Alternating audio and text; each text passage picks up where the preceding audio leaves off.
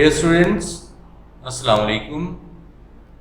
Today we are going to do some of the remaining part of the exercise Unit 3, Class 10.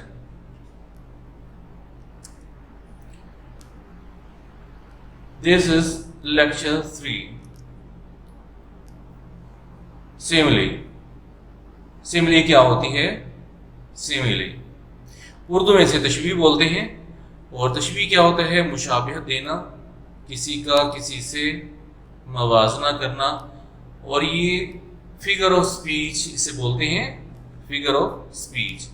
असनाफ सुखन यानी बोलने के कुछ असनाफ होती हैं, बोलने की लिखने की असनाफ होती हैं, तो उनमें से एक सन्फ है सिमली, सिमली है, मेटाफर है, लिटरेशन, इन्हें बोलते हैं फिगर्स ऑफ स्पीच। और ये किस लिए यूज़ की जाती हैं सिमलीज या मेटाफर्स या लिटरेशन? ये तहरीर में या तकरीर में खूबसूरती पैदा करने के लिए। तो a figure of speech in which, ये एक ऐसी फिगर ऑफ स्पीच है in which two apparently unlike things, जिसमें बज़ाहिर अनलाइक थिंग्स होती हैं, लाइक थिंग्स नहीं होती, जैसे नहीं होती, अनलाइक थिंग्स होती हैं, आर explicitly compared यानी वाज़ेह तौर पर उनका मवाजना किया जाता है, मुकाबला किया जाता है। usually in a phrase introduced by like और as। तो आमतौर पर एक फ्रेज में, अब आपको पता है कि फ्रेज क्या होता है? फ्रेज दो या दो से ज़्यादा अल्फाज का मजमूआ जो है वो फ्रेज कहलाता है। तो आमतौर पर जब हम किसी का किसी से मवाजना करते हैं, मुकाबला करते हैं, तो एज या लाइक लगाते हैं। आपको एग्जाम्पल से क्लियर हो जाएगा। एग्जाम्पल है, he is as fast as a horse, वो इतना तेज है जितना कि घोड़ा। इसी तरह से it is cold like ice, ये बर्फ की तरह ठंडा है या ठंडी है। ठीक है, अब यहाँ पर as fast as a horse ये सिमली है, ये तेज रफ्तारी के लिए इस्तेमाल होती है। मतलब तेज रफ्तारी का जो मुकाबला है वो किया गया है घोड़े से, कि ये इतना तेज दौड़ता है, ये इतना तेज है जितना कि घोड़ा। इसी तरह से लाइक आइस, अब ठंडक का मुकाबला किया गया है बर्फ से, it is cold like ice. अब एक्सरसाइज है, उसमें select the choice that explains the meaning of the simile. Select the choice, अपनी चॉइस सिलेक्ट करनी है। चॉइसेस दी हुई हैं आपको, 3 चॉइसेस दी हुई हैं, तो उसमें से एक चॉइस आपने सिलेक्ट करनी है। That explains the meaning of the simile, जो सिमली के मीनिंग्स को एक्सप्लेन करती है। As it is used in the sentences, जैसे कि इसे सेंटेंसेस में इस्तेमाल किया गया है। कुछ सिमलीज हैं, उन्हें सेंटेंसेस में इस्तेमाल किया गया है आपने, और ऑप्शंस दी हुई हैं, आपने उन ऑप्शंस को सिलेक्ट करना है। On the cold winter day, सर्द मौसम सरमा के दिन, अंडर द कवर्स, लिहाफ के नीचे, I kept as snug as a bug in a rug. As snug as a bug in a rug का मतलब होता है कोजी, यानी आरामदेह और गरम गरम। तो यहाँ पर ऑप्शन दी हुई है। The simile as snug as a bug in a rug means, इस सिमली का क्या मतलब है?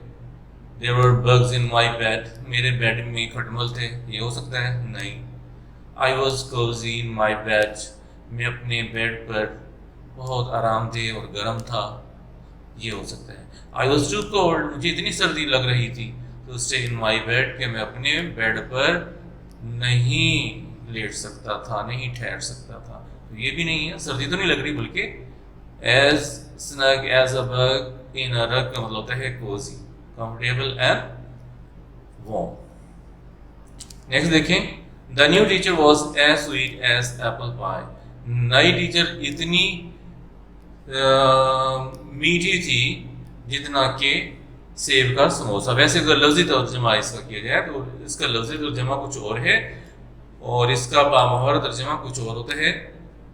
As sweet as apple pie का मतलब होता है वेरी नाइस, बहुत अच्छा, बहुत अच्छी। तो the new teacher was as sweet as apple pie. नई टीचर इंतहाई अच्छी थी, बहुत ज़्यादा अच्छी थी, इसका ये मतलब होगा। आपने ये नहीं कहना कि नई टीचर इतनी अच्छी थी जितना कि एप्पल पाई होती है, सेब का समोसा होता है, नहीं, ऐसा ऐसे ट्रांसलेट नहीं करेंगे। तो the simile as sweet as apple pie means nice, यानी इतने सारे ये वर्ड्स हैं, ये सिमली है, तशबीह दी गई है कि वो इतनी अच्छी है जितना कि एप्पल पाई होती है। तो एप्पल पाई से यहाँ मुराद है नाइस। तो the new teacher was nice, नई टीचर अच्छी थी।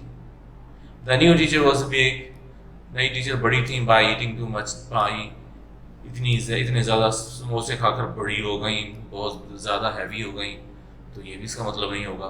The new teacher was dude, नई टीचर जो है वो ड्यूड थी, ये भी नहीं है, क्योंकि इसका मतलब होता है नाइस। नेक्स्ट देखें, the leader was as wise as an owl, उनका जो लीडर था वो इतना अक्लमंद था जितना कि उल्लू होता है। ये तो हम बामुहावरा तर्जमा नहीं है, ये लफ्ज़ी तर्जमा है, लेकिन इंग्लिश में वो लोग एज वाइज एज एन ओल से उस तशबीह देते हैं जब कोई बहुत कुछ जानता हो, जिसके पास बहुत इल्म हो, उसे बोलते हैं he is as wise as an owl, वो इतना अक्लमंद है जितना कि उल्लू होता है। तो ये वहाँ पर गाली नहीं है, बल्कि किसी शख्स के बारे में बहुत कुछ जानना उसकी बल्कि तारीफ है। तो your as wise as an owl, आप बहुत अक्लमंद है, उसका मतलब क्या होगा, आप बहुत सी बातें जानते हैं, आप बहुत कुछ जानते हैं। The simile as wise as an owl means, simile जो as wise as an owl है, ये देखिए मैंने आप इसे राइटिंग में मैंने लिखा है। तो एज वाइज एज एन ओल, इस पूरे का मतलब है know a lot of things, बहुत कुछ जानना। इसका मतलब है the leader thought he could fly, कि लीडर का ख्याल था कि वो उड़ सकता है, नहीं, ये नहीं है इसका मतलब। The leader could talk to the owls, leader उल्लुओं से बातें कर सकता था, ये भी नहीं है इसका मतलब। तो फिर क्या है, the leader new a lot of things, leader बहुत कुछ जानता था, बहुत सी बातें जानता था। नेक्स्ट है, the shopping centre was like a three-ring circus, was like a three-ring circus means इसका मतलब होता है very busy, like a three-ring circus का मतलब होता है very busy। the day before Eid, Eid से एक दिन पहले। तो ये कह रहे हैं कि जो शॉपिंग सेंटर था ना, ईद से एक दिन पहले बहुत मसरूफ था। तो the simply like a three-ring circus means like a three-ring circus का मतलब है the shopping center was quiet, shopping centre बहुत पुरसकून था, शॉपिंग सेंटर में सन्नाटा था। The shopping centre was big, shopping centre बड़ा था, ये भी इसका मतलब नहीं है। The shopping centre was really busy, shopping centre वाकई मसरूफ था, इसका मतलब नहीं होता। अगर एडजेक्टिव से पहले रियली आ जाए तो इसका मतलब होता है बहुत। शॉपिंग सेंटर बहुत मसरूफ था, बहुत रश था। तो ये इसका ऑप्शन होगा जो रेड में मैंने आपको दिया है। दानिश थ्रू सच अ टेम्पर आउटबर्स्ट, टेम्पर आउटबर्स्ट का मतलब होता है थ्रो सच अ टेम्पर आउटबर्स्ट का मतलब होता है गुस्से में आ जाना, ठीक है। तो फूट पड़ना, तैश में आ जाना, फट पड़ना। Over such a tiny thing, छोटी सी बात पर इतने तैश में आ गया। अच्छा, इसमें देखिए मैं साथ साथ आपको पंक्चुएशन और ग्रामर के बारे में बताता चलूँ कि ये जो ऊपर डॉट और नीचे कॉमा है इसे बोलते हैं सेमीकोलन, और ये उस वक्त लगाते हैं जब आपका एक सेंटेंस कंप्लीट हो चुका होता है, लेकिन आगे भी जो सेंटेंस है उसका ताल्लुक उसी से होता है, उसकी मज़ीद वजाहत करना बाकी हो तो आप उसे ये सेमीकोलन लगाकर और नया सेंटेंस लिख सकते हैं।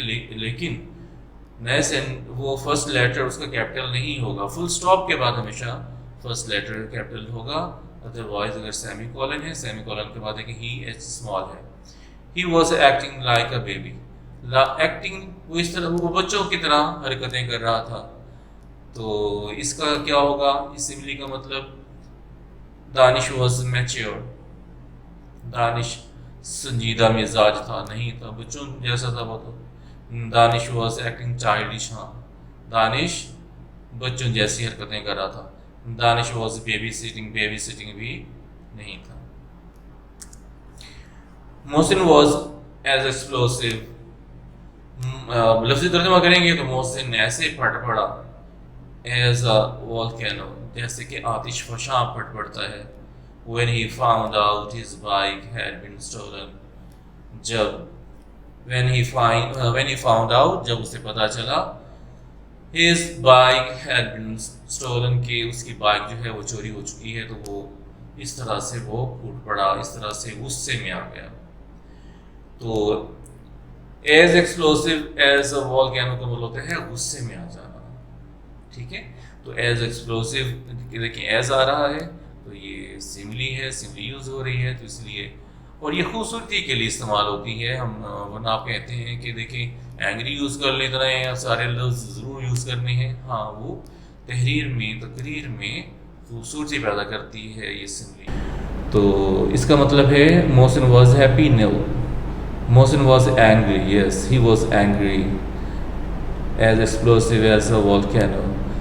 अगर हम आपसे किसी से कहते हैं कि आप जो हैं you are as explosive as a volcano, इसका मतलब होगा कि आप गुस्से में हैं। मोहसिन वॉज काम, पुरस्कून था, ये भी नहीं था। Fill in the blanks to make similes, अब सिमिलीज बनानी है और खाली जगह जो हैं वो आपने फिल करनी है। एज अ टर्टल, तो एज अ टर्टल इसका पहला हिस्सा होता है एज स्लो, वो इतना सुस्त है जितना कि कछुआ। अच्छा, इसमें ना मुख्तलिफ हैं इंग्लिश में, एज अ टर्टल भी है, एज अ स्नेल भी है। आपने देखा होगा, आपने पढ़ा होगा स्नेल के बारे में, उसकी मूवमेंट भी बहुत स्लो होती है, तो इसलिए जो कोई शख्स बहुत सुस्त हो, बहुत स्लो हो, तो उसको हम कंपेयर करते हैं टर्टल से। कछुआ भी देखें काफ़ी सुस्त होता है, या फिर स्नेल से, तो दोनों यूज़ होती हैं। तो as slow as a turtle, as quiet, quiet का मतलब खामोश। और जो इंग्लिश आती है कि हमारे जो होते हैं ना मुहावरे, वो और तरह के होते हैं, इंग्लिश जो होते हैं वो और तरह के होते हैं। तो एज क्वाइट का मतलब इतना खामोश, एज अ माउस, वो माउस के बारे में उनका है कि चूहा जो है वो बहुत खामोश होता है, तो कि कोई अगर बहुत खामोश रहता हो तो उसका मवाजना करते हैं माउस से। तो as quiet as a mouse. As black, अगर कोई चीज़ बहुत काली है या कोई शख्स बहुत काला है तो उसका वो कंपैरिजन करते हैं कोल से, कोयले से। तो एज ब्लैक एज कोल। अब देखिए एज अ कोल नहीं होगा, कोल जो है ना, कोल, ये हम इसको काउंट नहीं कर सकते। जो कोयला है उसको वैसे तो हम कह सकते हैं कोला दो, एक अ पीस ऑफ कोल कह सकते हैं, लेकिन कोल को ये नहीं कहते 1 कोल 2 कोल 3 कोल, इसलिए कोल से पहले आर्टिकल यानी ए भी नहीं लगेगा। As black as a coal नहीं, ख्याल करना है इस चीज़ का, as coal, as black as coal, a coal नहीं कहना। लेकिन टर्टल, ये देखेंगे इसको हम काउंट कर सकते हैं, टर्टल 1 2 3 4। याद रखिएगा जिस चीज़ को भी हम काउंट कर सकते हो, अगर वो सिंगुलर आ रहा हो तो उस सूरत में आ आर्टिकल जो है ना, इनडेफिनिट आर्टिकल यानी आ या एन में से कोई एक जो भी वहाँ पर हो वो लगाना बहुत ज़रूरी होता है। तो जैसे पीछे देखिए टर्टल को हम गिन सकते हैं, 1 टर्टल 2 3 4 5 टर्टल्स, तो इसलिए इससे पहले आ टर्टल आया। इसी तरह से as quiet as a mouse, mouse को भी हम काउंट कर सकते हैं, इसलिए एज अ माउस आएगा।